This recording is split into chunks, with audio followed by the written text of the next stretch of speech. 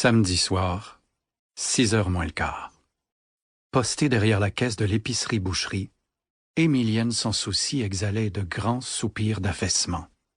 Elle avait la désagréable sensation de disparaître dans le plancher. Ses jambes lui arrachaient des grimaces qu'elle s'efforçait tant bien que mal de réprimer. Tout près, à côté d'un étalage de boîtes de tomates rondes Heinz en solde, son fils Léandre poussait avec ardeur sa large brosse en pensant à la soirée qui venait. Deux clientes devisant entre elles se présentèrent enfin au comptoir pour des achats de dernière minute. « Vous avez l'air bien fatiguée, madame sans souci, » commenta l'une en déposant sa panne de lait sur le comptoir. « C'est bien simple. Mes jambes me rentrent dans le corps, » exprima l'épicière. Depuis des années, chaque vendredi et chaque samedi que le bon Dieu amenait, Émilienne sans souci assistait son mari au magasin. Lorsque Léandre était occupé dans les étalages et qu'elle avait une minute à la caisse, elle prenait les commandes au téléphone. Elle connaissait les prix par cœur. Et l'épicière avait l'œil. Pas un produit n'échappait à sa vigilance. Tous les articles qui sortaient du commerce devaient passer devant elle. Lorsque le client ne payait pas sur le champ, elle agrippait un livret placé à côté de la caisse enregistreuse, et là, appuyant sa poitrine tombante sur le comptoir, de sa main appliquée, elle rédigeait la facture avec tous les détails.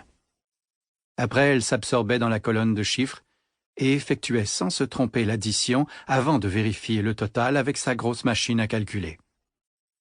Vaillante comme deux, elle était reconnue pour sa gaieté naturelle.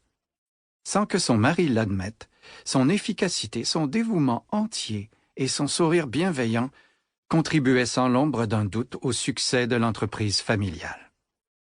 La seconde cliente jeta sur le comptoir les pièces de monnaie pour son petit paquet de viande. Émilienne fit crépiter une dernière fois le tiroir caisse, en retira tout l'argent qu'elle compta vitement. Puis, elle engloutit la somme dans un sac en tissu qu'elle enfouit dans la poche de son tablier. « Je vais monter, Théo !» s'écria-t-elle à son mari à l'arrière du magasin.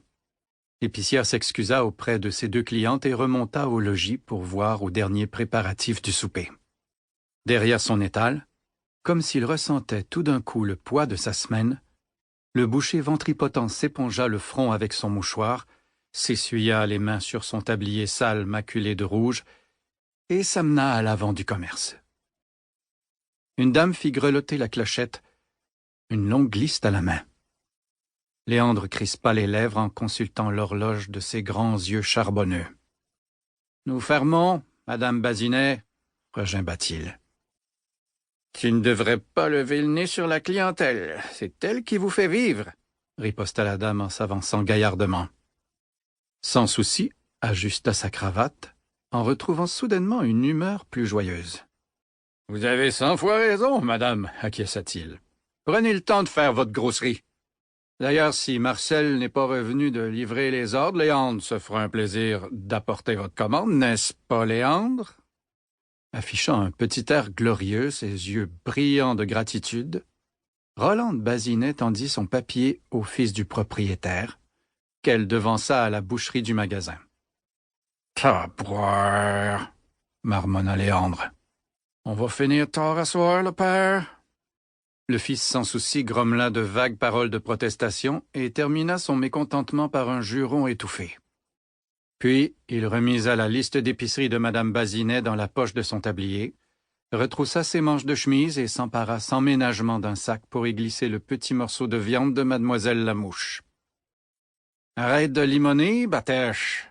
Ça sert à rien de bardasser, tu vas le faire pareil, » commenta l'épicier. Une jeune fille écourtichée entra en catastrophe, laissant la porte entr'ouverte et se précipita à l'étalage des paquets de gomme à bulles, en prit un qu'elle déballa rapidement, engouffrant 4 bonnes mâchées. « Dépêche-toi, ma Simone, tu vas être en retard au restaurant, » proféra son père. Simone rumina sa chic, en bavardant 2 minutes avec son frère et frôla l'épicier en lui donnant une bise sonore, avant de faire éclater une immense bulle et de sortir en faisant claquer la porte. Pour continuer à écouter ce livre audio gratuitement, cliquez sur le lien dans la description et vous pourrez l'écouter en entier sans frais grâce à l'essai de 30 jours d'Audible.